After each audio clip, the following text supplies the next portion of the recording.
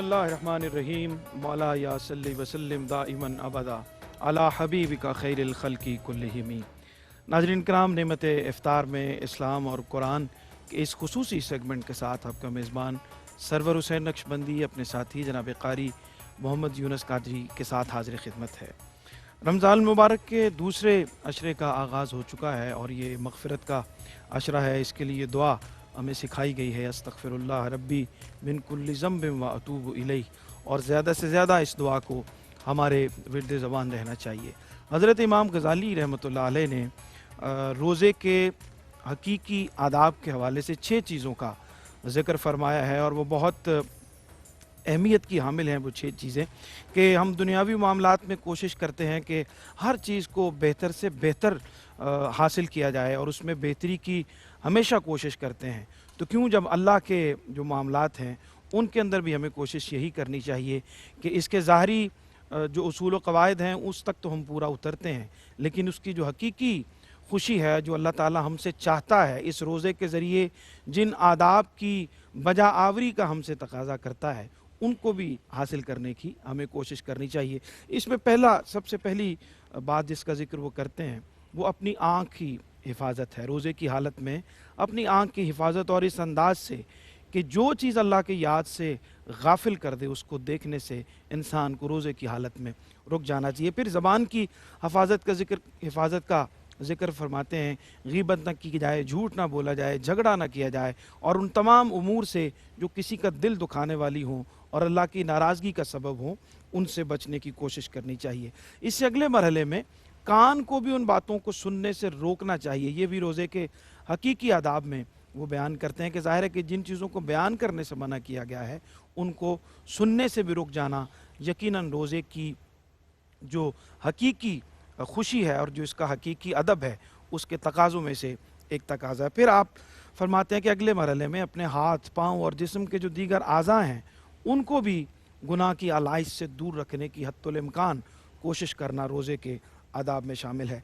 अफ्तार के वक्त, रोज़ा इफ्तार करते वक्त फरमाते हैं कि हलाल चीज़ों को भी एक ख़ास मकदार में खाना। ये नहीं कि अगर पूरे दिन की एक तरबियत है कि आपको रोका गया है खाने पीने से, तो जब रोज़ा इफ्तार हो तो उस वक्त भी उन चीज़ों को एक ख़ास हद तक और रुक कर और हद से ज़्यादा बढ़कर खाने से गुरेज करना भी रोज़े के हकीकी आदाब में शामिल है। और फिर आखिरी बात वो ज़िक्र करते हैं कि इफ्तार के वक्त खौफ और रजा दोनों कैफियत को अपने ऊपर तारी रखे।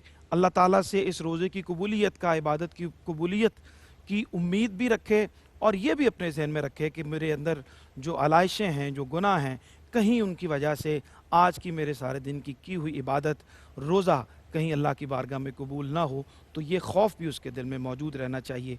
तो हमें ये कोशिश करनी चाहिए कि रोज़े के ये जो ज़ाहरी आदाब के साथ साथ, ज़ाहरी तकाज़ों के साथ साथ उसकी जो हकीकी उसकी बातनी लज्जत है, जो बातनी कैफियत हैं, जो इंसान की रूह की बालिदगी का सबब बनती हैं, उनको हासिल करने की भी हमें कोशिश करनी चाहिए। आज हमारा मौजू दुनियावी आज़ाब, मुसीबतें, आलाइशें और हमारे ऊपर क्यों आती हैं, कुरान का नज़रिया इसके हवाले से क्या है, और साबका उम्मतों पर जो अज़ाब आते रहे, मौजूदा हालात में इस वक्त जो सूरत हाल है उसमें हमें इस सारी सूरत को किस तरह से देखना चाहिए, इस पे इंशाअल्लाह आज हम अपने स्कॉलर से बात करेंगे। मेहमानों के तारुफ की तरफ बढ़ते हैं।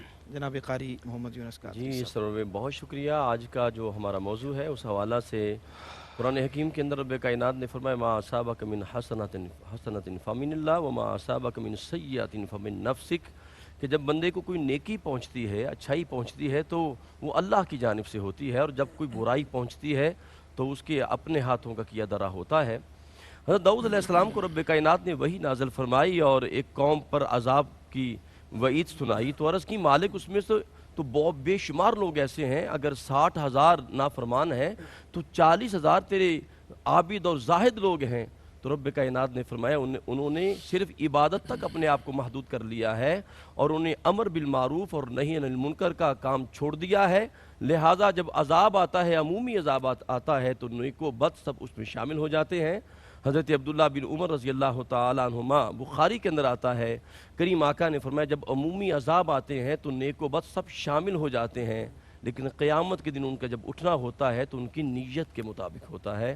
مہمانوں کی تعارف کی جانب بڑھتے ہیں۔ ہماری خوش بختی ہے ہمارے درمیان ہمیشہ روشنی کے سفر پر گامزن رہتے ہیں، بلکہ لوگوں کو اس شہراہ پر لے کے آتے ہیں بہت بڑی شخصیت جناب ڈاکٹر سعید احمد سعیدی صاحب۔ السلام علیکم ورحمۃ اللہ۔ وعلیکم السلام اور ورحمۃ ہمارے ہمیشہ کی طرح ہمارے ساتھ ہوتے ہیں، اور الحمدللہ ان کی گفتگو جو ہے وہ خوشبو کی طرح قلب و روح میں اترتی ہے، جناب قبلہ خواجہ غلام قطب الدین فریدی صاحب۔ السلام علیکم ورحمۃ وعلیکم اللہ۔ السلام ورحمۃ اور اللہ۔ آج نعت کا جو رنگ ہے، نعت کے سفر میں ہمارے ساتھ شریک سفر ہیں پاکستان کا بڑا پیارا نام جناب صاحبزادہ محمد وقاص خالد نقشبندی صاحب۔ جی وقاص بھائی حمد باری تعالیٰ سے آغاز کریں۔ جی سب سے پہلے مشکور ہوں عامر فیاضی صاحب کا اور حاجی عبدالرؤف صاحب کا، جو بار بار مجھے موقع دیتے ہیں بڑی شخصیات کے ساتھ بیٹھنے کا، خواجہ صاحب کے ساتھ، ڈاکٹر صاحب کے ساتھ۔ اللہ پاک سلامت رکھے اور پورے اس سفر کو سلامت رکھے۔ حمد باری تعالیٰ بڑے پیارے اشعار ہیں، میں پیش کرتا ہوں۔ کوئی تو ہے جو نظام ہستی، کوئی تو ہے جو نظام ہستی چلا رہا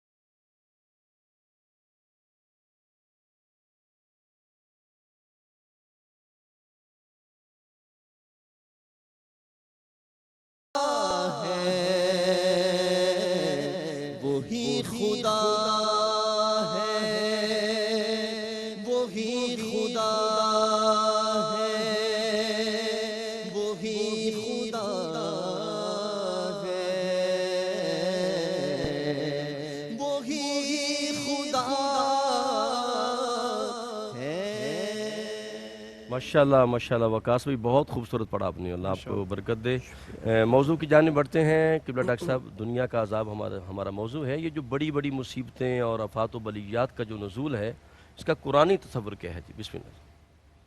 रहमान रहीम। बहुत शुक्रिया। ज़िंदगी में जब इंसान इस दुनिया में कदम रखता है, आता है, तो उसको मुख्तलिफ़ चीज़ों का सामना करना पड़ता है। उसमें खुशियाँ भी होती हैं जिनसे वो सरशार होता है, और आज़माइशें और मुसीबतें और अज़ाब भी होते हैं जिनसे वो दो चार होता है जी। दोनों सिलसिले साथ साथ चलते रहते हैं। लेकिन एक बात इसमें हमेशा पेश नज़र रहे, ज़िंदगी को अगर एक सफ़ा हम समझ लें तो उस सफ़ा के ऊपर लगने वाले ये मुख्तलिफ़ औकात में मुख्तलिफ़ डाट्स होते हैं। ठीक। कभी दुख का डाट लग गया, कभी खुशी का लग गया। तो ऐसा नहीं होना चाहिए कि खुशी के डाट को आप ज़िंदगी के पूरे सफ़र पर फैला दें और आज़माइशों में परेशान हो जाएं, ठीक। या आज़माइश को अपने ऊपर इतना मुसल्लत कर लें कि फिर उम्मीद की कोई किरण ही बाकी ना रहे। ऐसा नहीं होना चाहिए। सही। कुरान पाक में अल्लाह ताला ने 2-3 हवाले से हमारी रहनुमाई फरमाई। ये जो आज़माइशें और अज़ाब आते हैं उनमें से एक तो ये है कि ज़हर अल फ़साद फ़िल बर्र वल बहर बिमा कसबत ऐदिन नास, ठीक। कि खुशकी में और तरी में फ़साद ज़ाहिर हुआ, और ये इसलिए हुआ कि लोगों के हाथों की कमाई थी। अल्लाह अकबर। तो ये हकीकत है। और एक आपने भी आयत पढ़ी जिसकी तरफ आपने इशारा किया, उसमें भी यही तसव्वुर जो है वो बयान किया गया है। अच्छा, इसमें अल्लाह ताला ने कुरान पाक में एक और पहलू से भी हमारी रहनुमाई फरमाई है। मसलन अल्लाह ताला इरशाद फरमाता है कि एक तो ये है कि लोगों के हाथों का अमल किया हुआ सामने आता है। दूसरा ये है कि अल्लाह ताला कभी ज़ालिमों को निशान इबरत बनाने के लिए अल्लाह भेजता है। मसलन एक कौम का जिक्र करते हुए अल्लाह ताला ने फरमाया फ़काफ़रत बिअनउमिल्लाह फ़अज़ाक़हा फ़अज़ाक़हा लिबासल जू वल खौफ बिमा कानू यसनाऊन, कि अल्लाह ताला ने एक कौम पर नेमतें नाजिल की, और जब नेमतें नाजिल की तो वो नाशुक्री पर उतर आई कौम। उसको उन नेमतों को इस्तेहकाक समझ लिया, तो अल्लाह ताला ने फिर उसको लिबास पहनाया भूख का और खौफ का। अल्लाह। और ये उनके उन आमाल का सिला था जो वो किया करते थे जी। और जो साजिशें होती हैं तो वो तो इतनी ज़्यादा होती हैं। अल्लाह ताला ने तो कुरान पाक में यहाँ तक फरमाया कि ये इस हद तक आगे बढ़ जाते हैं, वक़द मकरू, उन्होंने मकर किया, साजिश की, मकरहुम व इंदल्लाहि मकरुहुम, और उनका मकर अल्लाह की बारगाह में रजिस्टर हो रहा है। व इन कान मकरुहुम लितज़ूला मिनहुल जिबाल, और अगर उनका मकर ज़ाहिर हो जाए तो पहाड़ भी अपनी जगह से हिल जाएं। अल्लाह। तो ये असबाब होते हैं जिसकी वजह से अजाब का नुज़ूल होता है या आज़माइशें आती हैं। बहुत शुक्रिया। खालिद साहब कुछ इरशाद फरमाइए। आप भी इब्तदाई गुफ्तगू में इसी को मैं चाहता हूँ कि कुछ मज़ीद आगे बढ़िए। जी, बिस्मिल्लाहिर्रहमानिर्रहीम। बहुत शुक्रिया। अल्लाह तबारक व तआला ने जिस तरह डॉक्टर साहब ने फरमाया इस दुनिया में भेजा, तो ये चीज़ें साथ साथ होती हैं, उसकी नेमतें भी होती हैं और उसके अज़ाब, तकलीफ़ें, आजमाइशें, उसकी वजूहात जिस तरह कारी साहब ने पहले बयान फरमाया उस तरह होती हैं। लेकिन खास साहब, अगर आप इजाज़त दें, ब्रेक का वक्त है, इंशाल्लाह अच्छा। यहीं से जोड़ेंगे इंशाल्लाह। नाज़रीन मोहतरम, कल बरूक को ज़िक्र मुस्तफ़ा से मुअत्तर रखें। मुलाकात करते हैं एक वक्फे के बाद।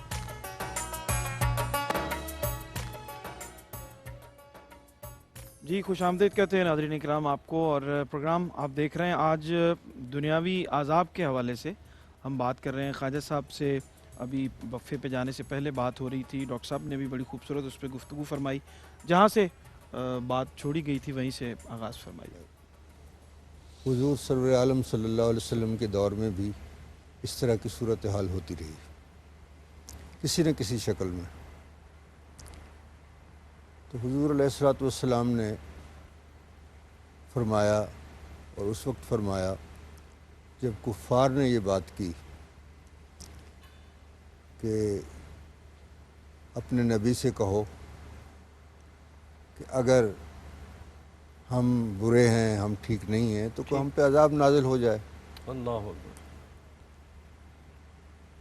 तो हुज़ूर सरवर आलम सल्लल्लाहु अलैहि वसल्लम ने इरशाद फरमाया कि अल्लाह ताला ने मेरी उम्मत को दो चीज़ें बतौर अमान दी हैं। वाह वाह, सुभान अल्लाह। एक ये कि मेरा अपना वजूद, अल्लाह हुज़ूर की ज़ात गिरामी, کہ رب کائنات نے فرمایا ما کان اللہ لیعذبہم وانت فیہم، وانت فیہم، سبحان اللہ، سبحان کہ جب تک آپ ان میں موجود ہیں اللہ تعالیٰ ان کو عذاب نازل نہیں فرمائے. سبحان اللہ خواجہ صاحب.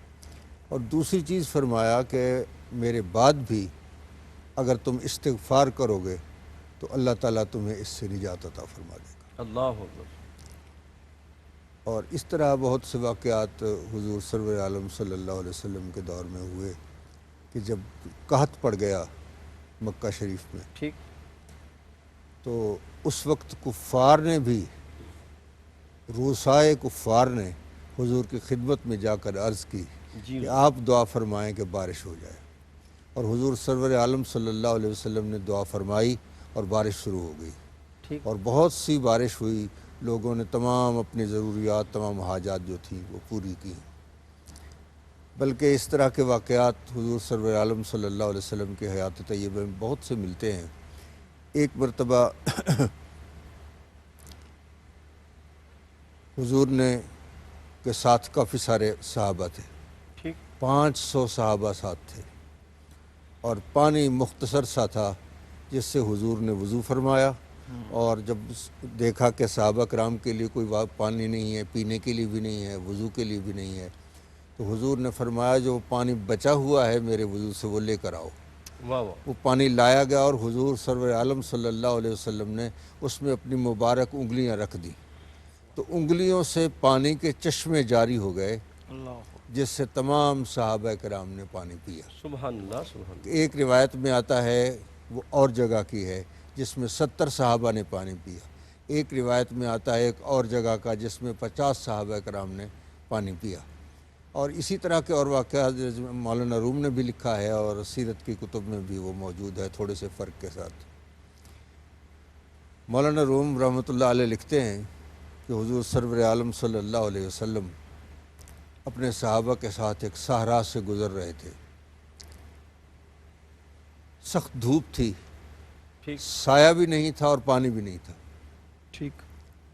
حضور سرور عالم صلی اللہ علیہ وسلم نے جب یہ محسوس فرمایا کہ میرے غلاموں کو یہ ضرورت محسوس ہو رہی، پانی نہیں ہے، تو حضور نے حضرت مولا کائنات کو فرمایا. حضور اس وقت پہاڑوں کے درمیان تھے. ٹھیک. حضور مولا کائنات کو فرمایا کہ علی اس پہاڑ کی دوسری طرف ایک حبشی اونٹ پر سوار ہے، جی جی جی خواجہ صاحب. اور اس نے مشکیزہ پانی کا بھرا ہوا اس کے پاس ہے، جاؤ اس کو یہاں لے آؤ. تو یہ تو ہو نہیں سکتا تھا کہ حضور کچھ فرمائیں اور وہ ایسے نہ ہو. حضور مولا کائنات تشریف لے جاتے ہیں تو دیکھتے ہیں واقعی ایک حبشی ہے، اونٹ پہ سوار ہے، اس کے پاس مشکیزہ ہے. تو آپ نے فرمایا کہ چلو میرے حضور کے پاس. تو اس نے سوچا تو کہ میرا مالک تو ناراض ہوگا، مجھے دیر ہو جائے گی، مگر مولا کائنات کی آواز میں وہ دبنگ آواز تھی کہ جس کے پیش نظر اسے انکار کی گنجائش نہ رہی. اس کو لے کر سرکار کی خدمت میں حاضر ہوئے. حضور نے فرمایا مشکیزہ کھولو. جی. کھولا گیا، سب نے اس میں پانی پیا، وضو کیے، مشکیزہ خالی ہو گیا. اب حضور نے فرمایا مشکیزہ کو میرے پاس لاؤ. حضور نے اپنے دست کرم سے اس کا منہ باندھ دیا مشکیزے کا، اور باندھنے کے بعد مشکیزہ جیسے پہلے بھرا ہوا تو پھر اسی طرح بھر گیا. اللہ سبحان. اور حضور کے ہاتھ مبارک تر ہو گئے جی. پانی کے ساتھ. وہ تر ہاتھوں کے ساتھ حضور نے اس حبشی کے منہ پہ اپنا دست اقدس پھیر دیا تو اچانک اس کا منہ 14ویں کے چاند کی طرح چمکنے لگا. اور پھر آپ نے فرمایا کہ جاؤ اب جا کے اپنے مالک کے پاس یہ مشکیزہ لے کر جاؤ. وہ جب روانہ ہوا تو دور سے اس نے دیکھا، وہ انتظار کر رہا تھا اس کا مالک. اس نے کہا یہ میں نے اونٹ کو بھی پہچان لیا ہے، مشکیزے کو بھی میں نے پہچان لیا ہے، لیکن یہ جو اوپر بیٹھا ہوا ہے یہ کون ہے؟ یہ تو میرا وہ غلام نہیں ہے. جب قریب آیا تو اس نے کہا تم کون ہو؟ اس نے کہا میں وہی تمہارا غلام ہوں. اس نے کہا وہ تو حبشی تھا اور تیرا چاند تو چمک رہا ہے چہرہ. تو اس پر مولانا روم لکھتے ہیں کہ اس نے جواب دیا کہ دیدام صدرے و بدرے گشتام. میں نے ایک ایسے صدر کو دیکھا ہے کہ اس کے دیکھنے سے میں بدر 14ویں کا چاند بن گیا ہوں. اور صاحب فضل و قدر گشتام، میں صاحب فضل اور صاحب قدر ہو گیا ہوں. تو تو اس نے کہا پھر ہمیں بھی لے کر چلو، جی اساں بھی جانا جھوک پنل دی، واہ واہ واہ تو سبحان ان کو اللہ۔ ساتھ لے کر وہ سارا خاندان، سارا قبیلہ ان کیا کا خوبصورت مشرف کیا با خوبصورت اسلام۔ بات ہے جی۔ ناظرین محترم دیکھیں یہ سرکار دو عالم کے وجود کی کتنی برکتیں ہیں۔ خواجہ صاحب نے جہاں سے بات شروع کی تھی کہ سرکار کے وجود کی برکت سے جس طرح سابقہ امم پر عذاب آیا، صفحہ ہستی سے مٹ گئے، ان کے چہرے بدل گئے، اور جناب سرکار کے وجود کی برکت ہے کہ اب وہ اس طرح عذاب نازل نہیں ہوگا۔ میں قبلہ ڈاکٹر صاحب چاہوں گا اس کو ذرا مزید آپ کھولیے گا۔ جی دیکھیں، دو چیزوں کی طرف قبلہ خواجہ صاحب نے اشارہ کیا۔ ایک تو یہ ہے کہ نبی کریم صلی اللہ علیہ وسلم تشریف فرما ہیں تو عذاب نہیں آئے گا، وعدہ ہے ما کان اللہ لیعذبہم وانت فیہم، اور اس سے اگلے حصے میں ہے جس میں ہے کہ وما کان معذبہم وہم یستغفرون، کہ اگر وہ استغفار کریں گے تو عذاب سے بچ جائیں گے، اللہ کے لیے زیبا نہیں ہے۔ اور تیسری جگہ یہ ہے جس میں اللہ تعالیٰ نے ارشاد فرمایا وما کان ربک لیہلک القری، کہ اللہ کی شان کے زیبا نہیں ہے کہ وہ کسی بستی کو عذاب میں ڈالے اور ہلاک کرے، کب کہ جب ان کے بسنے والے وَأَهْلُهَا مُصْلِحُونَ وہ اصلاح کے عمل کے اوپر گامزن ہوں، یعنی خود اپنی بھی اور سوسائٹی کی بھی۔ تو ان تینوں چیزوں کو اگر ساتھ ملائیں تو پھر سوسائٹی عذاب سے بچ سکتی ہے۔ ایک نبی رحمت صلی اللہ علیہ وسلم کا وجود پاک ہے جس کی وجہ سے ہماری شکل مسخ نہیں ہوتی، خسف نہیں ہوتا، دھنستے نہیں ہیں، وہ اس وجہ سے ہم بچے ہوئے ہیں۔ مزید بچنا ہے تو اس کے ساتھ استغفار ہے، لیکن استغفار انفرادی ہے۔ اگر آپ استغفار کریں یا میں استغفار کروں اور ساتھ والا برائی میں مبتلا ہو، ہم ان کو نہیں روکیں گے تو پھر بھی عذاب آئے گا۔ وہ اصلاح والا عمل بھی پیش نظر رہنا چاہیے، جہاں یہ تینوں چیزیں اکٹھی ہو جاتی ہیں، نبی کریم صلی اللہ علیہ وسلم کی موجودگی کا شعور کامل، اور دوسرا اللہ کی ذات کی بارگاہ میں استغفار، اور تیسرا اصلاح کے لیے کوشاں رہنا۔ یہ تین چیزیں مل جائیں تو پھر انسان عذاب سے بچ سکتا ہے۔ ڈاکٹر صاحب یہ بڑی کمال بات آپ نے کی ہے، دیکھیں نا قرآن پاک میں بھی آتا ہے ما یفعل اللہ بعذابکم ان شکرتم وکان اللہ شاکرا علیم۔ کتنی پیاری آیت کریمہ ہے کہ رب فرماتا ہے کہ میں تمہیں عذاب دے کے کیا کروں گا۔ واہ واہ واہ سبحان اللہ۔ یہ بڑی حقیقت ہے کہ یہ جو عذاب آتا ہے اللہ کے لیے تو زیبا نہیں ہے، وہ تو پسند بھی نہیں کرتا۔ اس نے جو اپنا تعارف کرایا ہے، جی کس سے کرایا ہے؟ بسم اللہ الرحمن الرحیم، سبحان اللہ، الحمدللہ رب العالمین الرحمن الرحیم۔ واہ واہ واہ، وہ کریم ہے، یا ایھا الانسان ما غرک بربک الکریم۔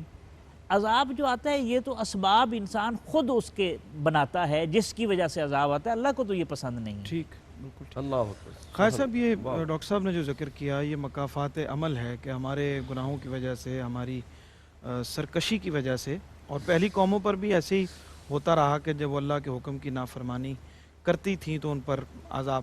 تو یہ سلسلہ اب بھی ایسا ہے کہ اس وقت جو مصیبتیں یا عذاب یا ہمارے اوپر جو مسائل یا مشکلات آتی ہیں وہ کسی نہ کسی عذاب کی صورت ہوتی ہیں۔ جی آپ نے وجہ فرمایا، یہ ظاہر ہے ہمارے اعمال جب اس طرح کے ہو جائیں کہ ہم فحاشی، عریانی، یہ سب چیزیں جب بہت زیادہ فراوانی کے ساتھ ہو جاتی ہیں تو پھر اس صورت میں اللہ تبارک و تعالیٰ کچھ عذاب نازل فرماتا ہے، اور اس کی بہت سی تفصیل ہے، وہ میں انشاءاللہ عرض کرتا ہوں۔ اور ویسے خواجہ صاحب دیکھا ہے کہ یہ جو جزوی عذاب تو یقیناً آ جاتا ہے، لیکن جو عمومی سرکار نے جو وعدہ فرمایا ہے عمومی طور پہ جس طرح پہلی قوم پہ عذاب نازل ہوا تھا وہ اس طرح نازل نہیں ہوگا۔ ڈاکٹر صاحب قبلہ یہ جو مکافات عمل ہے، اور قرآن نے بھی کہا نا کہ ہم آپ کو آزمائیں گے وَلَنَبْلُوَنَّكُمْ بِشَيْءٍ مِّنَ الْخَوْفِ وَالْجُوعِ وَنَقْصٍ مِّنَ الْأَمْوَالِ وَالْأَنفُسِ وَالثَّمَرَاتِ۔ تو یہ جو چیزیں آتی ہیں تو یہ انسان کے جو سیئات ہیں وہ مٹتے چلے جاتے ہیں، اس پہ ذرا روشن ڈالیے۔ جی اس میں دیکھیں نا دو تین پہلو ہمیں سامنے رکھنے چاہیے۔ ایک تو یہ کہ اللہ تعالیٰ نے پورا چارٹ دیا ہے، یہ نہیں کہا کہ اب تم ایمان لے آئے تو اس کے بعد آزمائش نہیں آئے گی، نہیں، بلکہ 6 چیزیں بیان کی جن کی طرف آپ نے تذکرہ کر دیا، 5-6 چیزیں جو ہیں۔ اچھا، دوسرا رسالت میں آپ صلی اللہ علیہ وسلم نے اس کی وضاحت بھی فرمائی۔ کسی صحابی نے عرض کی آقا میں آپ سے بڑی محبت کرتا ہوں، آپ نے فرمایا پھر عذاب آزمائش کے لیے تیار ہو جا، اور ایسے آئے گی آزمائش جس طرح پانی اوپر سے نیچے کی طرف آتا ہے، ٹھیک ہے۔ اور پھر آپ نے فرمایا کہ سب سے زیادہ آزمائشیں انبیاء پر آتی ہیں، اور پھر درجہ بدرجہ جو ان کے راستے پر چلتا ہے ان کے اوپر آزمائشیں آتی ہیں۔ اور آپ نے ایک اصول دے دیا، یبتلی الرجل علی حسب دینہ، ہر آدمی کو اس کے دین کے مطابق آزمایا جاتا ہے۔ جو دین میں سخت ہوگا تو اس کی آزمائش بھی سخت ہوگی. جو ڈاکٹر صاحب کمزور کہتے ہیں ہوگا نا یہ شہادت گہے الفت میں قدم رکھنا ہے.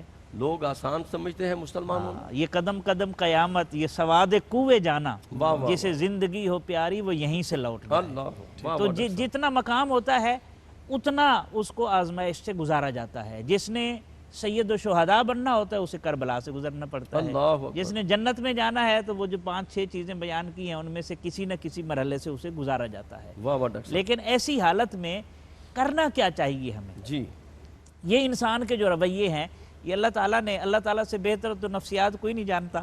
مثلا ایک جگہ اللہ تعالیٰ نے ارشاد فرمایا وَإِذَا أَنْعَمْنَا عَلَى الْإِنسَانِ، جب ہم انسان پر انعام کرتے ہیں تو وہ پھر غافل ہوتا ہے. أَعْرَضَ وَنَأَىٰ بِجَانِبِهِ، پھر وہ رخ موڑ کے اللہ سے رخ موڑ کے خالق سے منہ موڑ کے چل پڑتا ہے. وَإِذَا مَسَّهُ الشَّرُّ، جب اس کو پھر آزمائش آ جاتی ہے فَذُو دُعَاءٍ عَرِيضٍ، پھر لمبی لمبی دعائیں مانگنے میں لگ جاتا ہے.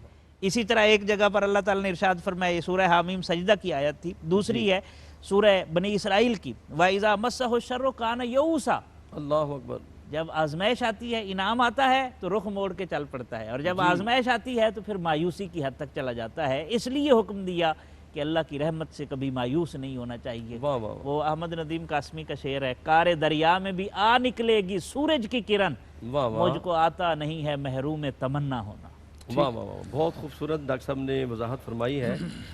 خیر صاحب قبلہ دیکھیں بڑی خوبصورت بات میرے کریم آقا کا فرمان ہے، ام المومن سیدہ عائشہ صدیقہ سے مروی ہے. آپ فرماتی ہیں کہ بندہ مومن کو اگر کانٹا بھی چبھے، کانٹا بھی، تو اللہ پاک اس کا ایک گناہ معاف کرتا ہے، ایک درجہ بلند کرتا ہے. اچھا یہ کیسے تعین ہوگا کہ یہ عذاب ہے یا یہ آزمائش ہے؟ جی دیکھیں، مسلمان کے کچھ فرائض ہیں. ٹھیک. حدیث پاک میں آتا ہے کہ جب تم کوئی برائی دیکھو تو اس کو ہاتھ سے روکو. اللہ اکبر. اگر ہاتھ سے نہیں روک سکتے تو زبان سے روکو. زبان سے نہیں روکتے تو کم از کم دل سے تو برا سمجھو. ٹھیک ٹھیک. اور یہ اضعف الایمان ہے، یہ ایمان کی کمزور سب سے ترین کم قسم درجہ. ہے. ٹھیک ٹھیک. یہ حدیث پاک ہے، اس کا یہ ترجمہ جو میں نے عرض کیا ہے یہ علماء کرام کے ہاں یہ ترجمہ ہے. صوفیاء کرام نے اس کا کچھ اور ترجمہ کیا. سبحان اللہ سبحان اللہ. انہوں نے فرمایا کہ ایک آدمی برائی کو ہاتھ سے روکنا چاہتا ہے، ایک زبان سے روکتا ہے، اور ایک برائی کو دل سے برا سمجھتا ہے. آپ اس کو کہتے ہیں کہ ایک کمزور ترین قسم ہے. اللہ وہ تو مضبوط ترین قسم ہے. اگر کسی برائی کو کوئی دل سے برا سمجھے تو یہ تو مضبوط ترین قسم ہے. ٹھیک ٹھیک. پھر وہاں سوال ہوتا ہے اگر یہ مضبوط ترین قسم ہے تو وذالک اضعف الایمان فرمایا گیا ہے کہ ایمان کی کمزور ترین قسم ہے. اضعف کا کیا کریں گے آپ؟ ٹھیک ہے. تو وہ فرماتے ہیں کہ اضعف جو ہے یہ ذوف سے بھی بنتا ہے اور زیف سے بھی بنتا ہے. واہ واہ واہ. خیسہ سبحان یہاں اللہ. جو اضعف الایمان ہے یہ ذوف سے نہیں بنتا جی بلکہ زیف سے بنتا ہے جی. کہ وہ دگنا چگنا. جیسے قرآن ہے نا واللہ یضاعف لمن یشاء، اللہ یضاعف بڑھا لمن دینا. یشاء. واہ واہ واہ. اور بعض اوقات تو یہ ذوف بھی بڑا کام دے جاتا ہے. اے ذوف مدد کر ہاں ہاں. در آقا پہ گرا دے، واہ واہ واہ واہ. دربان کہیں اٹھ کہوں اٹھا نہیں اٹھا جاتا. نہیں جاتا. واہ اور واہ. اس طرح کی جو صورتحال ہوتی ہے اس میں حضور سرور عالم صلی اللہ علیہ وسلم نے جو چیزیں فرمائی ہیں، ایک تو یہ کہ اس وقت اذان دی جائے. ٹھیک. حضور اللہ مولا اکبر. کائنات کرم اللہ تعالیٰ وجہ الکریم کو حضور نے جب دیکھا کچھ غمگین تھے تو حضور نے فرمایا علی کیا وجہ ہے، کیوں تم غمگین نظر آ رہے ہو؟ ایسا کرو جی کہ اپنے گھر والوں سے کہو کسی سے کہ وہ تمہارے کان میں اذان دے، واہ واہ. اس سے تمہارا غم جو ہے یہ دور ہو جائے گا. سبحان تو ایک تو اذان کا اور ایک استغفار کا، آیت کریمہ کا پڑھنا، یہ سب چیزیں ایسی ہیں سبحان کہ اللہ. جن کے پڑھنے سے یہ ہمارا جو ہے آزمائش ہے، عذاب ہے، ٹھیک. جو بہت بھی شکریہ. ہے اللہ تعالیٰ اس کو دور فرما دے. ناظرین محترم، قبلہ خواجہ صاحب نے اذان کی بات کی ہے اور ہم دیکھتے ہیں کہ کس کس موقع پہ اذان دینی چاہیے. ڈاکٹر صاحب سے پوچھیں گے انشاءاللہ. قلب و روح کو ذکر مصطفیٰ سے معطر رکھیں. ملاقات کرتے ہیں ایک وقفے کے بعد.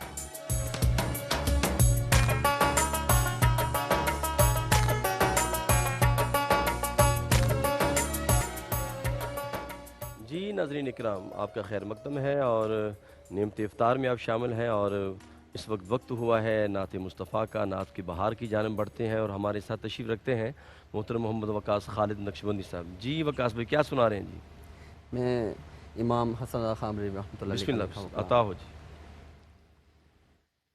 دل میں ہو یاد تیری گوشائے تنہائی ہو، دل میں ہو یاد تیری گوشائے تنہائی ہو،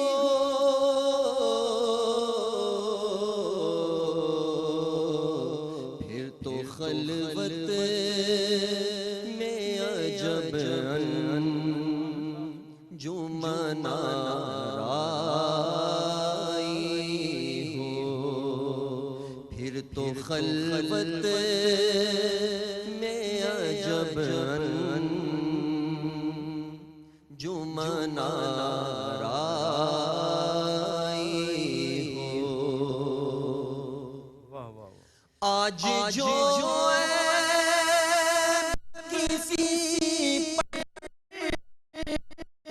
نہیں کھلنے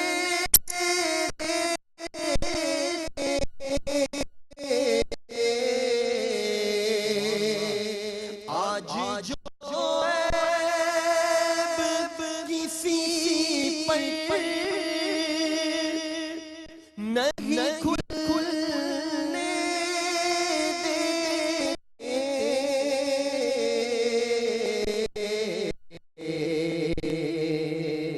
کب وہ چاہیں میری حشر میں رسوائی ہو، کب وہ چاہیں گے میری حشر میں رسوائی ہو، اور کبھی ایسا نہ ہوا ان کے کرم کے صدقے،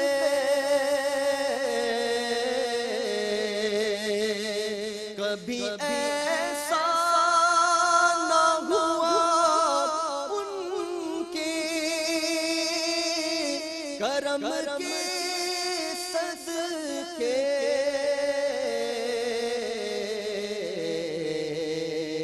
کہ ہاتھ کے پھیلنے سے پہلے نہ بھیکائی ہو،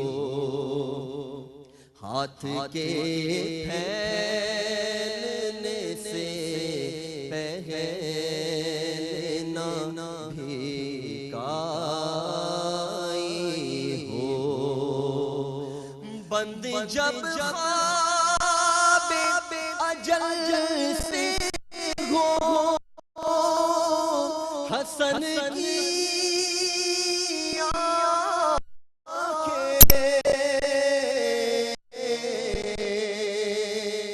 بند جب خواب اجل سے ہو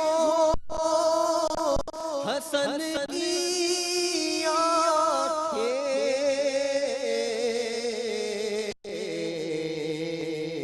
اس کی نظروں میں تیرا جلوۂ زیبائی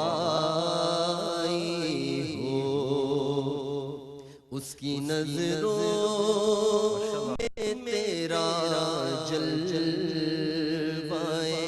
زیبائی ہو، دل میں ہو یاد تیری گوشائے تنہائی ہو۔ ماشاءاللہ ماشاءاللہ سلامت بہت رہیے، بہت خوبصورت خوبصورت کلام، اور ماشاءاللہ بہت اچھا آپ نے سبحان اللہ۔ بڑا ڈاکٹر صاحب، حکمتیں مسلمانوں پہ جو آزمائشیں اور آ رہی ہیں یا آتی ہیں، اس کے پیچھے کیا عوامل کار فرما ہوتے ہیں اور اس کے اندر کیا حکمتیں پوشیدہ ہوتی ہیں؟ عوامل تو ہم ذکر کر چکے ہیں، تو اہل ایمان کے لیے کیا ہوتی ہیں. ایک بات تو ذہن میں رہے، حضرت شیخ عبد القادر جیلانی غوث اعظم رحمۃ اللہ علیہ کا بڑا خوبصورت فرمان ہے کہ اگر آزمائش اور مصیبت کے آنے کے بعد رجوع اللہ کی طرف ہو جائے تو وہ اہل ایمان کے حق میں آزمائش ہوگی اور نعمت ہوگی. یہ بھی اس میں حکمت ہے کہ بندہ جو ہے وہ پلٹ آئے اور اگر رجوع اللہ سے ہٹ جائے تو وہ عذاب بن جائے گا. اللہ اکبر. اس لیے یہ ایک پیرامیٹر ہے کہ آزمائش میں ہمارا رویہ کیا ہے.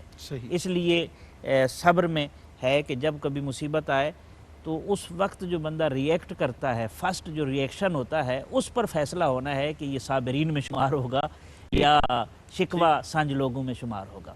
حکمتوں میں حکمت تو یہ ہے کہ مکروہ چیز کو دور کرنے کے لیے آزمائشیں آتی ہیں. ایک بڑی مصیبت آ رہی ہوتی ہے، اس کو ٹالنے کے لیے چھوٹی مصیبت میں مبتلا کر دیا جاتا ہے. اللہ نے ارشاد فرمایا عسیٰ ان تکرہوا شیئا وہو خیر لکم. ہو سکتا ہے جسے تم ناپسند سمجھ رہے ہو اللہ نے اس کے اندر تمہارے لیے بھلائی رکھی ہو. دوسرا ہے کہ گناہوں کے کفارہ کے لیے حدیث پاک میں آتا ہے جب بندہ مومن کو کوئی بھی تکلیف پہنچتی ہے تو کانٹا بھی چبھتا ہے تو اس کے گناہوں کا کفارہ ادا ہو جاتا ہے. اور کئی ایسی بیماریاں ہوتی ہیں جو اسلاف ہوتے ہیں بزرگ معروف، وہ آخری عمر میں ایسی کیفیت میں ان کو ڈالا جاتا ہے، گزارا جاتا ہے کہ بالکل ان کو پاک صاف گزار کر جو ہے وہ اگلی دنیا کا سفر جو ہے وہ کرایا جاتا ہے. یہ بھی ایک حکمت ہوتی ہے. تیسرا یہ ہوتی ہے کہ مقام کی بلندی کے لیے، رفعت کے لیے. مثلاً کسی کا جوان بیٹا اللہ تعالیٰ نے لے لیا، حدیث پاک میں آتا ہے اللہ فرشتوں سے پوچھتا ہے تم نے میرے بندے کے جگر کا ٹکڑا لے لیا؟ تو فرشتے کہتے ہیں لے لیا. تو اس کا کیا ری ایکشن تھا؟ تو کہتے ہیں وہ تیری رضا کے اوپر راضی تھا اور صبر کر رہا تھا. اللہ فرماتا ہے میرے بندے کے لیے جنت میں ایک گھر بنا دو جس کا نام بیت الحمد رکھو. سبحان اللہ. کہ ایسی حالت میں بھی اس نے میری تعریف کی ہے. اسی طرح ایک اور چیز عبودیت کی صفت پیدا کرنے کے لیے جب دل سخت ہو جاتے ہیں، سنگ دلی بڑھ جاتی ہے، آنکھوں میں نمی ختم ہو جاتی ہے، گداز اور رکت کی نعمت چھن جاتی ہے، تو پھر آزمائش میں ڈالا جاتا ہے تاکہ وہ دل کی سختی جو ہے وہ دل کی نرمی میں بدل جائے اور آنسوؤں کے ذریعے سے زمین سیراب ہو. استقامت کے لیے بھی آزمائشیں آتی ہیں، اخوت ایمانی کے اظہار کے لیے بھی آتی ہیں کہ اگر ایک آدمی آزمائش میں ہے تو دوسرے کا رویہ کیا ہے. بنا کر فقیروں کا ہم بھیس غالب تماشائے اہل کرم دیکھتے ہیں. اور زندگی کی سب سے بڑی حکمت اس کی یہ ہے کہ زندگی کی ناپائیداری کا احساس بیدار کرنے کے لیے. تو یہ وہ مختلف جہتیں ہیں جو اہل ایمان کے آزمائشوں میں ہو سکتی ہیں. خواجہ صاحب صوفیہ کا مشرب میں چاہوں گا اس پہ ضرور آپ بیان فرمائیے. وہ مشکلات کو، مصیبتوں کو، آزمائشوں کو، ان کا دیکھنے کا انداز اور ہوتا ہے. اور جیسے ان کے حوالے سے بڑی معروف قول ہے کہ جب مل جاتا ہے تو تقسیم کر دیتے ہیں، نہیں ملتا ہے تو تب شکر کرتے ہیں. اور عام بندہ تو شکر تب کرتا ہے جب اس کو ملتا ہے. کچھ صوفیہ کے مشرب کے حوالے سے. حضرت امام زین العابدین علیہ السلام نے جب وہ گرفتار کیا گیا تو ہر وقت اللہ کا ذکر کرتے رہتے تھے. اور جب رہا ہو گئے تو انہوں نے رونا شروع کر دیا. کسی نے پوچھا کہ اس وقت تو آپ نہیں رو رہے تھے جب گرفتار تھے اور اب جب رہا ہو گئے تو آپ رو رہے ہیں. تو انہوں نے فرمایا جب میں گرفتار تھا نا تو میں اس کو ایک دفعہ پکارتا تھا تو وہ کئی مرتبہ جواب دیتا تھا. سبحان اللہ سبحان اللہ. اور اب چونکہ وہ کیفیت نہیں ہے میں تو اس کیفیت کو ڈھونڈ رہا ہوں، اس کو تلاش کر رہا ہوں.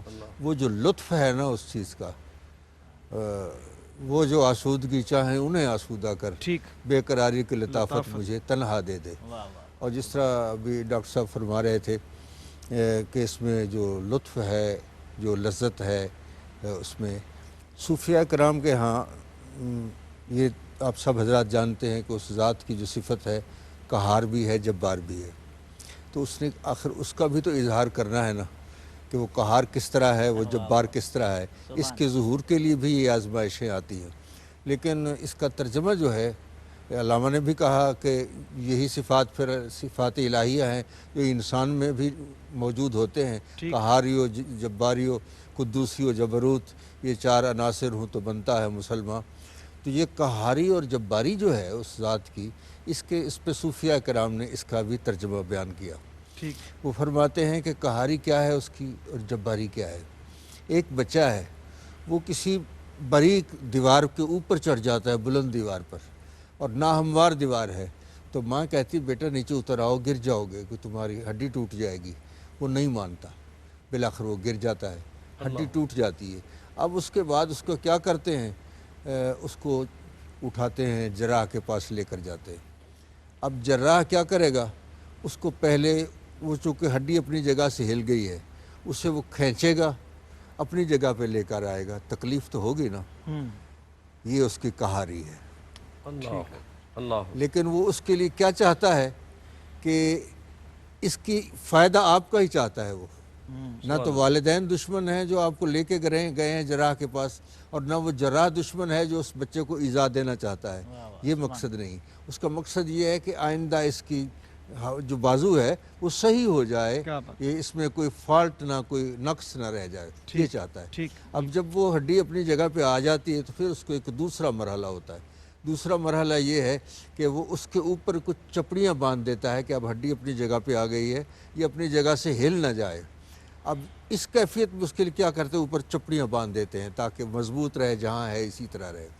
इस चपड़ी बांधने वाले को, चपड़ी को अरबी में जबीरा कहते हैं और उसके बांधने वाले को जब्बार कहते हैं। तो वो कहार भी है और जब्बार भी है, और इस माने में वो कहार है और इस माने में जब्बार है कि इस दुनिया में अगर तुम इस आजमाइश से गुजर जाओ और इस तकलीफ़ को बर्दाश्त कर लो तो फिर आखिरत में तुम्हारे लिए भलाई और नेकी। बिल्कुल ठीक है डॉक्टर साहब, बड़ी खूबसूरत बात ख्वाजा साहब ने की है, और अपना जो सूफियाना रंग इनका गुफ्तगू का है वो यकीनन उसका लुत्फ़ जो है वो अपनी जगह पे मौजूद है। ज़िम्मेदारी एक आम ईमान वाले की, मुसलमान की क्या होती है जब आजमाइश आ जाती है, तो उसके बाद फिर क्या ज़िम्मेदारी होती है, किस तरह से उसको फेस करना है, किस तरह से वो तमाम मरहले जो इन्होंने बताए हैं कि वो जब चीज़ें लग जाएं तो बेहतरी के लिए होती हैं, क्या रवैया होना चाहिए? अच्छा, मैं ख्वाजा साहब जब इरशाद फरमा रहे थे तो मिर्ज़ा गालिब का एक शेर ज़हन में गर्दिश कर रहा था कि अल्लाह वाले जो हैं वो आजमाइशों की जो लज़्ज़त होती है ना, जिस तरह हज़रत इमाम ज़ैनुल आबिदीन हैं, हज़रत अय्यूब की तरफ है, जब सेहतियाब हो गए तो आप रोते थे, तो गालिब ने कहा कि वाह हसरता के यार ने खींचा सितम से हाथ, वाह वाह, वाह हसरता के यार ने खींचा सितम से हाथ, हमको हरी से लज्जत आज़ार देखकर, कि जब महबूब को पता चला कि इन्हें तकलीफ़ में भी राहत होती है तो उसने सितम करना छोड़ दिया ताकि इस तकलीफ़ से ये गुजरे। और एक और जगह पर गालिब ने कहा, दिल में दर्द हो तो दवा कीजिए, दिल ही जब दर्द हो तो क्या कीजिए, रंज उठाने से भी खुशी होगी, पहले दिल दर्द आशना कीजिए। तो ये भी एक लज़्ज़त है। लुत्फ़ सजन दम बदम, कहरे सजन गाह गाह, ईवी सजन वाह वाह, ऊही सजन वाह। जो ज़िम्मेदारियों का जहाँ तक ताल्लुक़ है सरवर साहब, वो उसकी कई जिहतें हैं। पहली जिहत इनफरादी ज़िम्मेदारी है, फिर आपकी बतौर सरबराह ज़िम्मेदारी है, किसी ख़ानदान के सरबराह हैं, किसी इदारे के सरबराह हैं, मुख्तलिफ़ जिहतें हैं, और तीसरी ज़िम्मेदारी है बतौर एक मुसलमान और बतौर एक इंसान वसी तर तनाजुर में। इनफरादी ज़िम्मेदारी में तो ये है कि अल्लाह ने ये जिस तरह आजमाइश आई है हमें मौका दिया है कि हम जो बेलगाम सरपट दौड़े जा रहे थे, ये स्पीड ब्रेकर आया है कि रुक कर सोच लो, तुम्हारी समत कहीं गलत तो नहीं है, तुम अल्लाह से दूर तो नहीं हो गए। सेल्फ़ असेसमेंट के लिए अल्लाह ताला ने ये हमें वक्फ़ा दिया है, अपने मन में डूब कर पा जा सुराग़ ज़िंदगी, तू अगर मेरा नहीं बनता ना बन, अपना तो बन। दूसरा हिस्सा जो ख़ानदानी हवाले से है, ये बड़ा दिलचस्प हिस्सा है। हम रोना रोते हैं, जनरेशन गैप पैदा हो गया है, मसाइल पैदा हो गए हैं, औलाद बात नहीं सुनती, इसलिए कि रिज़्क़ कमाने के लिए वालिदैन मसरूफ़ बहुत हो गए, फ़ुर्सत नहीं होती। अल्लाह ने ये फ़ुर्सत दी है, उस गैप को दूर कीजिए। बच्चों को कुरान करीम की आखिरी सूरतें याद कराएँ, दुआएं याद कराएं, उनकी नमाज़ सुन लें, उनकी अल्लाह के साथ रिलेशनिंग मजबूत करें, घर में जमात का एहतमाम करें, ताकि एक बॉन्ड जो है वो डेवलप हो जाए कि फैमिली से जो एक दूरी का एक तासुर डेवलप हो जाता है मसरूफ़ियत की वजह से। तीसरा, कौमी सतह के हवाले से और मुआशरती सतह के हवाले से, एक तो हुकूमत जो इक़दामात कर रही है वो हमारी भलाई के लिए कर रही है, उनको पूरा करने में हमें कोशिश करनी चाहिए। और दूसरा, हमारी ज़िम्मेदारी ये है कि अगर मेरे अड़ोस पड़ोस में कोई दिहाड़ीदार था, कोई ज़रूरतमंद था और वो रोज़गार की वजह से परेशान है, चूँकि मौजूदा हालात में ऐसी सूरत हाल नहीं है कि वो रिज़्क़ कमाने के लिए उसके दरवाज़े खुले हों, तो ऐसी हालत में जब आप खाना पकाएं तो एक आदमी का ज़्यादा पका लें, اگر 40 گھر ایک محلے میں ہیں، 50 ہیں، ایک ایک بندے کا اگر زیادہ پکائیں گے تو 50-60 جو ہے ضرورت مند جو ہے اس سے وہ بھگت جائیں گے اور ان کی ضرورتیں پوری ہو جائیں گی۔ تو یہ 3 تناظر ہیں اور تینوں تناظر میں ہمیں اپنی ذمہ داریوں کو پورا کرنے کی کوشش کرنی چاہیے۔ بالکل ٹھیک۔ ناظرین کرام، بریک کا وقت ہوا چاہتا ہے اور بڑی خوبصورت بات ڈاکٹر صاحب نے بھی کی، خواجہ صاحب سے بھی ہم نے اس کے روحانی جو پہلو تھے اس کے اوپر بات کی۔ کچھ اور انشاءاللہ مصیبتیں عذاب جب آ جائیں اللہ تعالیٰ کی ناراضگی کا سبب بن جاتی ہیں تو اس کو راضی کرنے کے لیے ان آزمائشوں سے نکلنے کا کیا طریقہ ہے کہ کیسے اللہ راضی ہو جائے، اس طرف ہم آتے ہیں لیکن ایک چھوٹے سے بریک کے بعد۔ جی ناظرین محترم، آپ کا خیر مقدم ہے، نعمت افطار میں آپ شامل ہیں، اور وقفے سے پہلے رب کی رضا کی بات ہو رہی تھی کہ رب کی رضا کیا ہے اور کیسے حاصل کی جائے۔ سیدنا موسیٰ علیہ السلام نے رب کائنات سے پوچھا تھا کہ مالک تو راضی کب ہوتا ہے، بندے پہ راضی کب ہوتا ہے؟ تو رب کائنات نے فرمایا تھا موسیٰ جب بندہ میری رضا پہ راضی ہو جائے تو میں اس پہ راضی ہو جاتا ہوں۔ تو انشاءاللہ اس پہ بات کریں گے، لیکن نعت کو شامل کرتے ہیں۔ جی وقاص بھائی، نعت مبارک سے ہمارے قلوب کو منور فرمائے، بسم اللہ۔ بے خود کیے دیتے ہیں انداز ہی جابانا، بے خود کیے دیتے ہیں انداز ہی جابانا، عادل میں تجھے رکھ لوں، عادل میں تجھے رکھ لوں، اے جلوائے جانانا، عادل میں تجھے رکھ لوں، پینے کو تو پی لوں گا پر عرض ذرا سی ہے، پینے کو تو پی لوں گا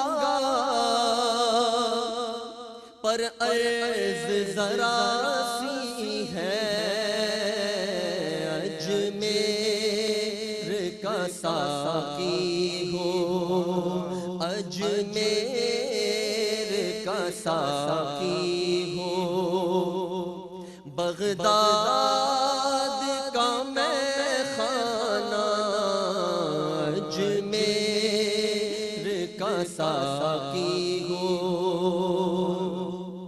کیوں آنکھ ملائی تھی، کیوں پیاس بڑھائی تھی، کیوں آنکھ ملائی تھی، کیوں پیاس بڑھائی تھی، اب رخ کو چھپا بیٹھے، اب رخ کو چھپا بیٹھے، کر کے مجھے دیوانہ، اب رخ کو چھپا بیٹھے، کر کے مجھے دیوانہ، دل میں تجھے رکھ لوں، اتنا تو کرم کرنا اے چشم کریمانہ، اتنا تو کرم کرنا اے چشم کریمانہ، جب جان لبوں پر ہو، جب جان لبوں پر ہو، تم سامنے آ جانا، جب جان لبوں پر ہو، تم سامنے آ جانا، عادل میں تجھے رکھ لوں، کھاتے ہیں تیرے در کا ہیں تیرے در کا،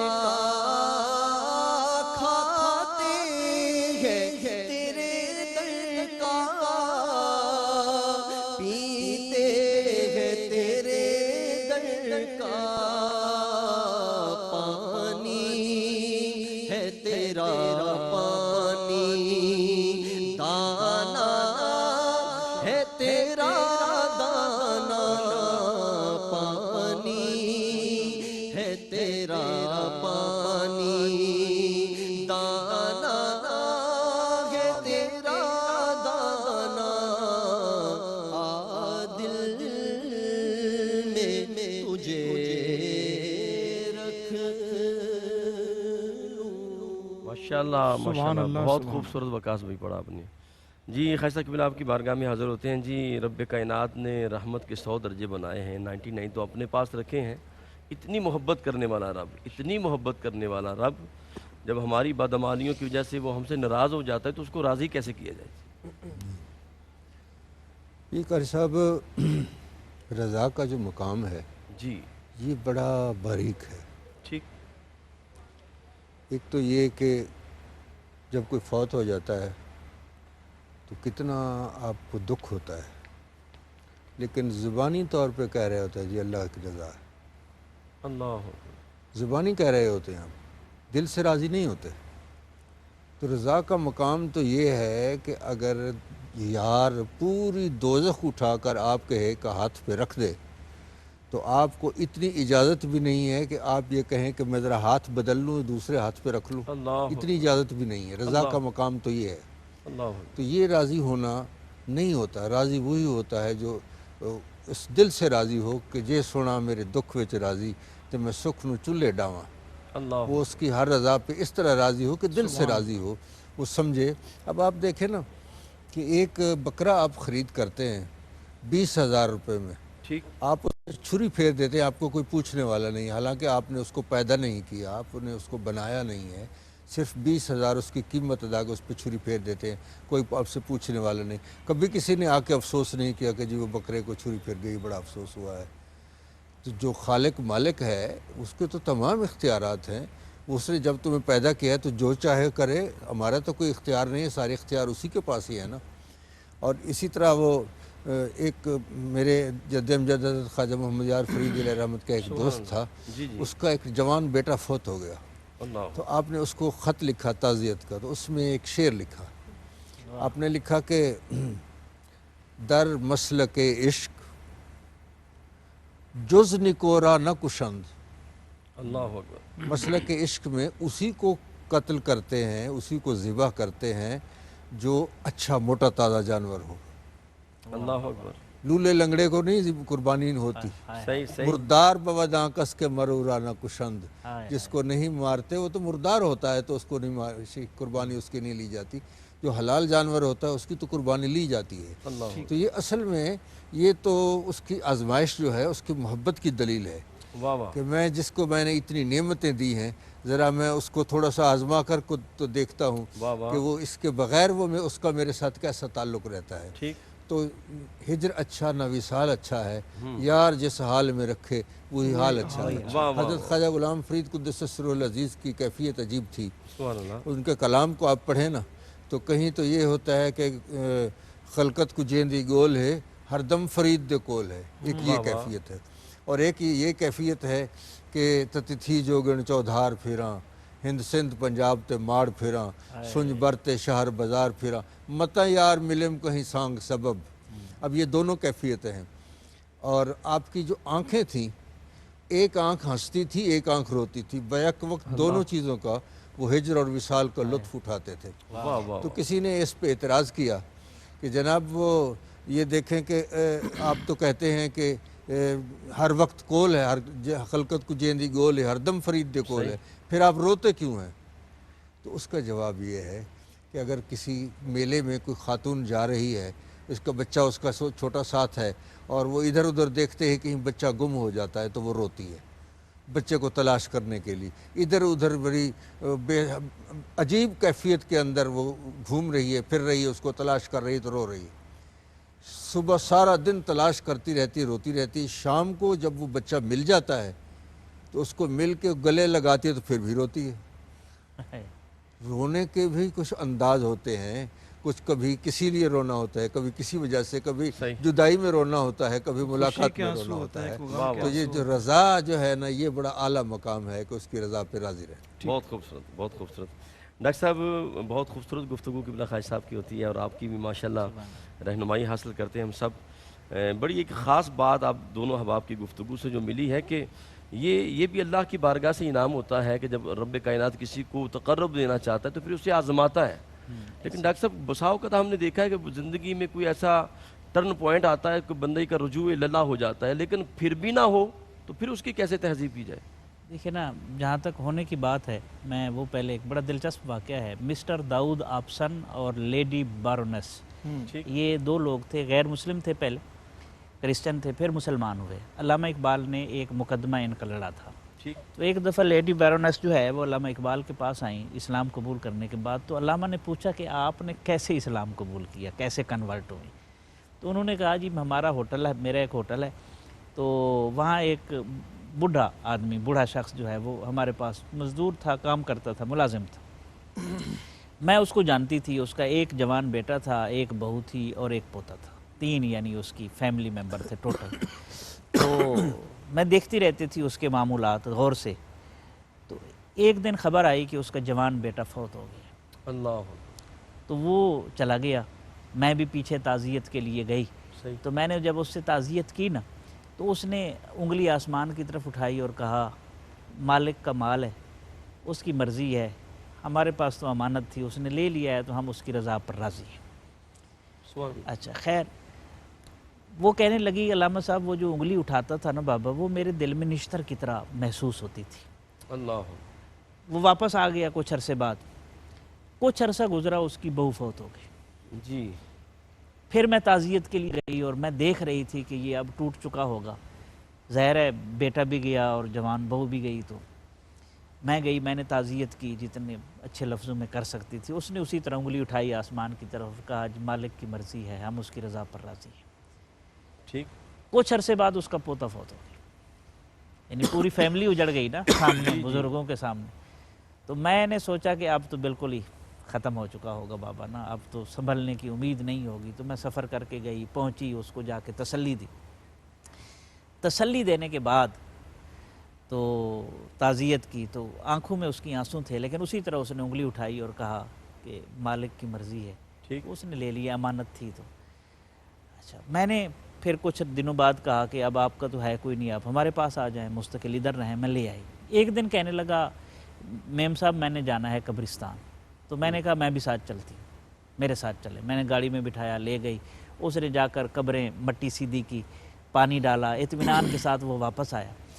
تو جیسے ہی میں نے اس کو دیکھا، اس کے چہرے کی آنکھوں کی چمک دیکھی، اطمینان دیکھا، تو واپس میں ہوٹل میں لے آئی۔ میں نے کہا جی یہ کس طرح آپ میں یہ کیفیت پیدا ہوئی؟ میم صاحب کہتی، تو بابا نے کہا جی اللہ کی مرضی ہے، مانتے ہیں اس کی، وہ لے لیتا ہے، تو ہمارا تو اس پر بس نہیں چلتا، ہم تو راضی ہیں۔ تو اس وقت اس پر کیفیت آ رہی، اور اس نے کہا آپ کسی اپنے عالم دین کی بیوی کو بلائیں اور مجھے کلمہ پڑھائیں۔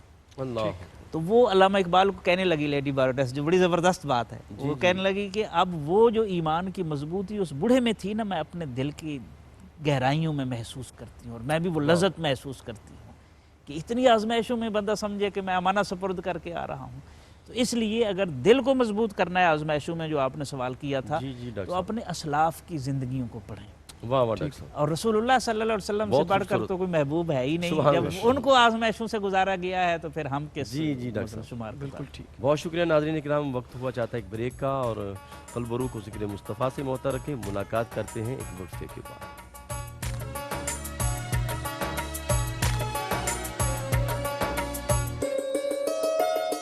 خوش آمدید کہتے ہیں ناظرین آپ کو، اور پروگرام آپ دیکھ رہے ہیں نعمت افطار، اسلام اور قرآن۔ اور آج دنیا میں جو عذاب آتے ہیں، جو قوموں پر عذاب آئے، اس حوالے سے آج ہم نے بات کی، اور یہ پروگرام کا آخری سیگمنٹ ہے۔ اس میں یقیناً ہم نے پیغام بھی لینا ہے، دعا بھی کرنی ہے، اور جو ہماری پوری گفتگو ہے اس کو سمیٹنا بھی ہے۔ خواجہ صاحب کیا ارشاد فرماتے ہیں؟ ابھی جو ساری ہم نے گفتگو کی ہے، اس کے حالات کا جو موجودہ اس وقت صورتحال ہے، اس میں اس کی کتنی اہمیت ہے کہ ہمیں اس سارے معاملے کو کس طرح سے دیکھنا چاہیے اور کس طرح سے اپنی پرسنالٹی کی کردار کی ڈیولپمنٹ کرنی چاہیے، اللہ کے قریب ہونا چاہیے، اور رجوع اللہ کے لیے ہمیں کیا مزید آگے کام کرنا چاہیے؟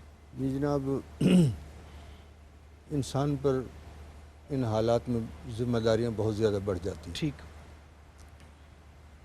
کہ ایک تو جیسے پہلے ہماری گفتگو ہو رہی تھی کہ ہم اس میں صبر کا مظاہرہ بھی کریں اور اس کی رضا پہ راضی بھی رہیں دل سے، اور دوسری بات یہ ہے کہ ہم اپنے تمام معاشرے پہ نظر رکھیں، جس کی جو خدمت آپ کر سکتے ہیں وہ خدمت ضرور کریں۔ کوئی غریب ہے اس کو کپڑے دے سکتے ہیں کپڑے دیں، کسی کو کھانا دے سکتے ہیں کھانا دیں، کسی کو میڈیسن دے سکتے ہیں تو میڈیسن دیں۔ ان مشکل حالات میں آپ جتنی کسی کی خدمت کر سکتے ہیں وہ آپ کی بھلائی کے لیے بہت بہتر ہے۔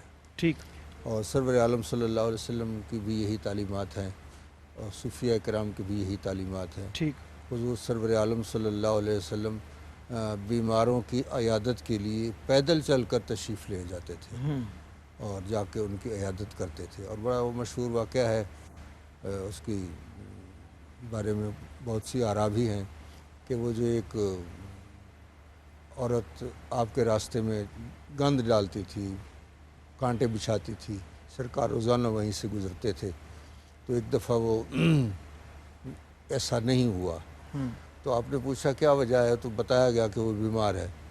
اس نے کبھی حضور کو دیکھا نہیں تھا، ٹھیک، غائبانہ حضور سے دشمنی رکھتی تھی، صحیح، تو حضور اس کے گھر تشریف لے گئے، اس کی بڑی محبت کے ساتھ اس کی مزاج پرسی۔ اب یہ بڑی ہمت کی بات ہوتی ہے، ہر ایک کے بس کا روگ نہیں ہے کہ کوئی اس کے راستے میں روزانہ کانٹے بچھاتا ہو، گند ڈالتا ہو، طرح طرح کی اذیتیں دیتا ہو، اور پھر اس کے ساتھ بڑی فراخ دلی کے ساتھ، خوش دلی کے ساتھ جا کے اس کی مزاج پرسی کرے۔ بڑی محبت کے ساتھ حضور نے اس کی مزاج پرسی کی۔ تو اس خاتون نے کہا کہ بیٹا تم مجھے بہت پیارے لگ رہے ہو، میں تمہیں ایک نصیحت کرتی ہوں۔ ٹھیک، حضور نے فرمایا بی بی بتاؤ کیا نصیحت؟ اس نے کہا یہاں ایک آدمی ہے جو اپنے آپ کو کہتا ہے میں اللہ کا نبی ہوں، بس اس سے بچ کے رہنا۔ کیوں بی بی؟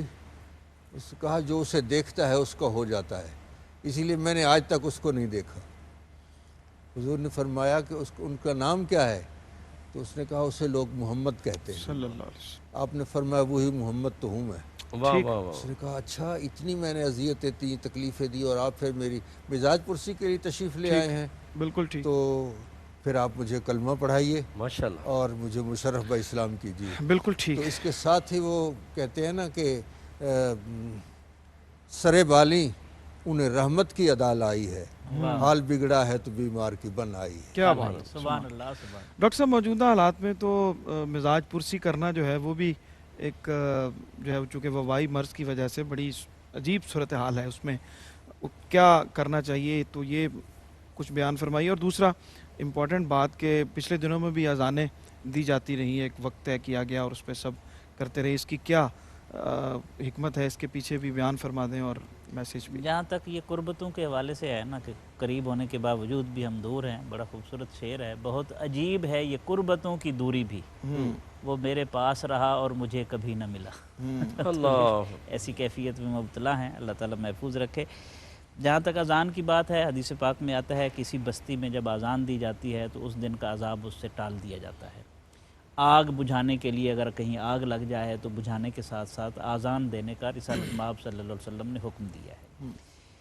تیسری اور آخری بات جو آپ نے پوچھا کیا کرنا چاہیے، دیکھیں اللہ تعالیٰ نے بڑی وضاحت کے ساتھ ہمارے سامنے رول ماڈلز اسوے رکھ دیے ہیں قرآن کریم میں۔ ایک آدم علیہ السلام کا اسوہ ہے، ایک یونس علیہ السلام کا اسوہ ہے، اور ایک رسالت مآب صلی اللہ علیہ وسلم کا، تینوں ہم سامنے رکھ لیتے ہیں۔ آدم علیہ السلام نے دانستہ اس درخت کا پھل نہیں کھایا تھا، نادانستہ کھایا تھا، تو رب کی بارگاہ میں رجوع کیا، ربنا ظلمنا انفسنا وان لم تغفر لنا وترحمنا لنکونن من الخاسرین۔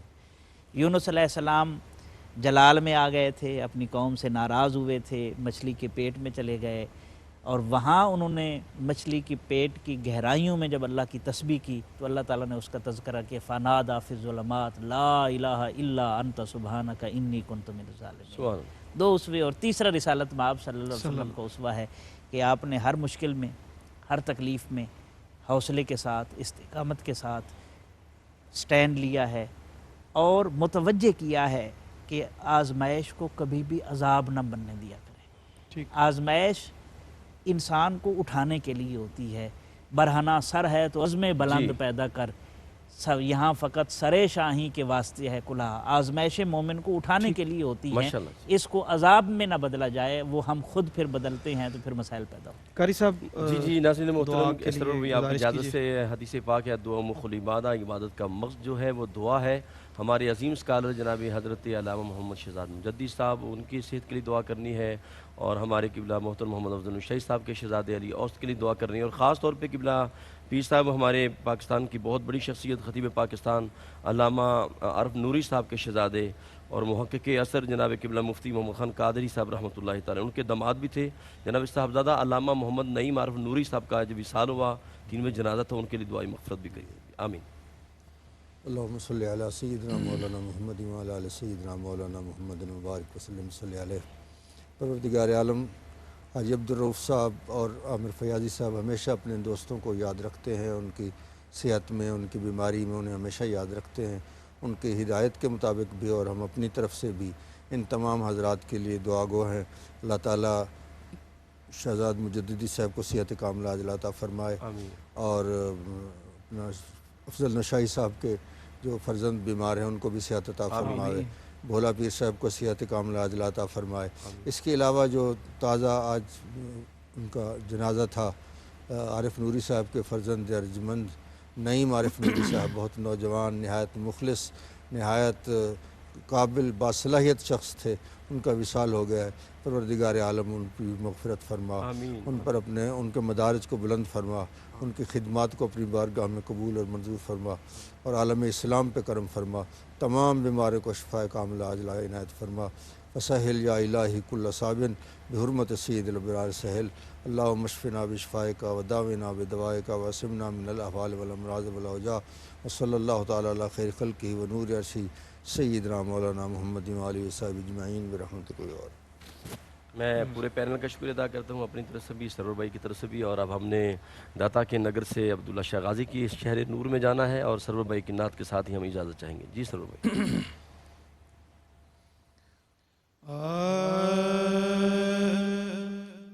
خدایا یوں ہمارا مان رکھنا، خدایا یوں ہمارا مان رکھنا. نبی کی نعت ہی پہچان رکھنا، نبی کی نعت ہی پہچان رکھنا. درود پاک پڑھنا اس طرح ہے ہوا میں جیسے خوشبودان رکھنا، ہوا میں جیسے خوشبودان رکھنا. کرو جب نعت کہنے کا ارادہ، نظر میں سیرت و قرآن رکھنا، نظر میں سیرت و قرآن رکھنا اور نہیں زیبا نبی کے در پہ جا کر نہیں زیبا نبی کے در پہ جا کر خیال تنگیے دامان رکھنا خیال تنگیے دامان رکھنا اور ابھی آ جائے شاید پھر بلاوا آمین آمین سرور بھائی سبحان اللہ ابھی آ جائے شاید پھر بلاوا ابھی مت کھول کر سامان رکھنا ابھی مت کھول کر سامان رکھنا اور کسے آتا ہے میرے شاہ جیسا غریبوں بے کسوں کا مان رکھنا غریبوں بے کسوں کا مان رکھنا اور طلوع صبح کا منظر ہو جیسے طلوع صبح کا منظر ہو جیسے نبی پر اس طرح ایمان رکھنا نبی پر اس طرح ایمان رکھنا خدایا یوں ہمارا مان